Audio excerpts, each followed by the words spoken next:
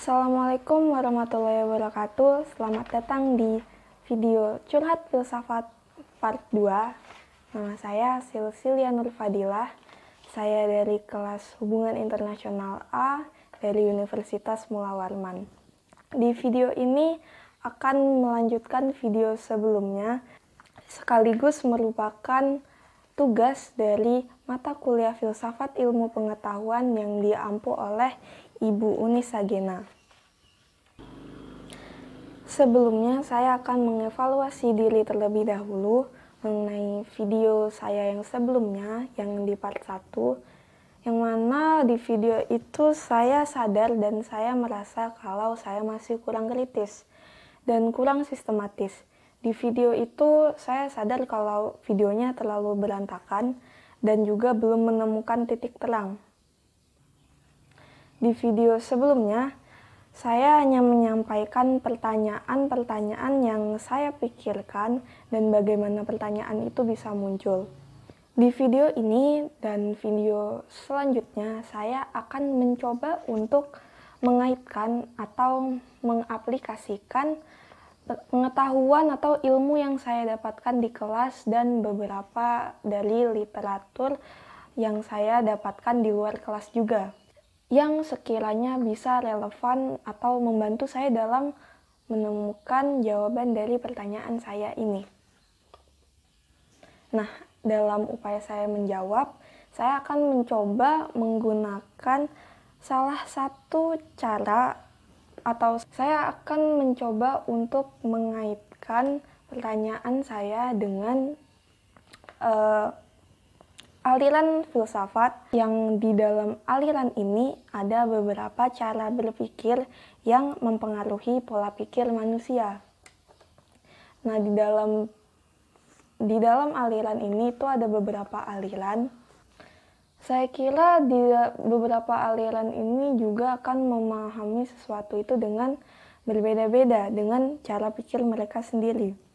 Saya kira bagaimana seseorang memandang takdir atau keberuntungan atau usaha itu juga akan berbeda-beda sesuai dengan cara pikir orang itu tersendiri. Seseorang yang cenderung berpikir subjektif, objektif, idealis, atau rasionalis itu memiliki pandangan yang berbeda-beda.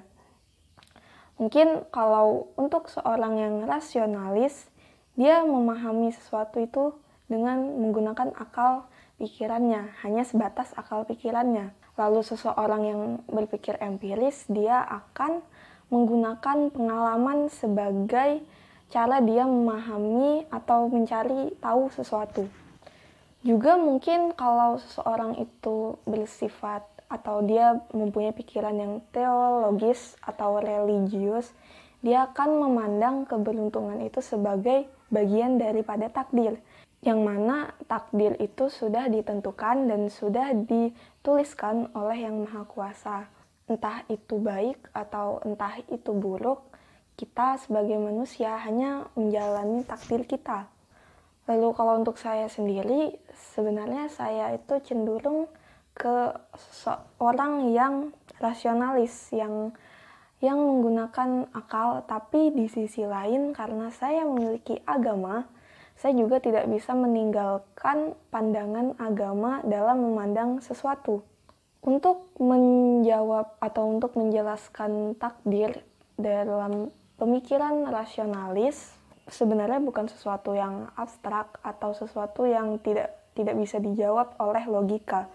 Kenyataannya, manusia itu memang tidak bisa memilih. Manusia itu memang memiliki takdir. Manusia memang menjalani takdirnya. Dalam beberapa kejadian yang terjadi dalam hidup manusia itu memang tidak diizinkan untuk memilih. Manusia tidak diberi kebebasan untuk memilih jalan hidupnya di dalam beberapa kejadian, seperti kita tidak memilih di mana kita dilahirkan, kita tidak memilih siapa orang tua kita, kapan kita dilahirkan, atau kapan kita mati. Kita tidak memilih itu. Namun memang selain itu, manusia memang bisa memilih jalannya sendiri.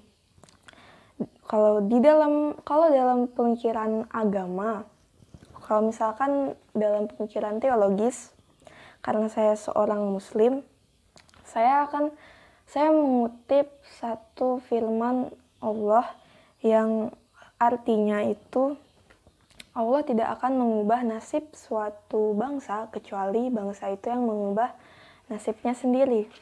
Yang mana pada titik ini bisa diartikan kalau manusia itu memang diberi pilihan. Manusia itu memang diberi pilihan untuk menentukan nasibnya sendiri dalam beberapa aspek, dalam beberapa kejadian di hidupnya. Namun manusia memang tidak bisa mengendalikan semuanya, atau manusia itu tidak bisa mengendalikan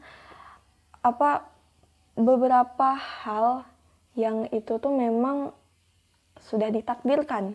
Dalam hal ini mungkin keberuntungan itu juga bagian dari takdir, atau mungkin keberuntungan itu kita artikan sebagai suatu kebetulan. Dan usaha itu adalah fokus manusia sendiri.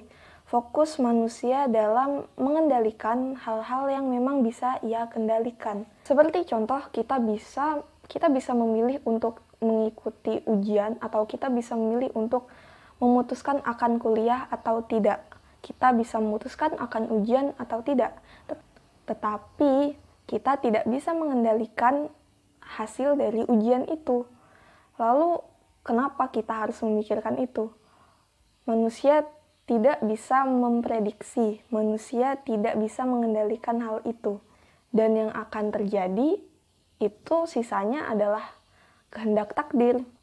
Untuk video kali ini saya kira sampai situ saja analisis saya, karena menurut saya masih terlalu cepat untuk mengambil sebuah kesimpulan, karena saya rasa masih terlalu jauh. Saya masih butuh banyak masukan dan banyak pengetahuan untuk menganalisis lebih jauh dan lebih sistematis sesuai dengan cara berpikir filsafat.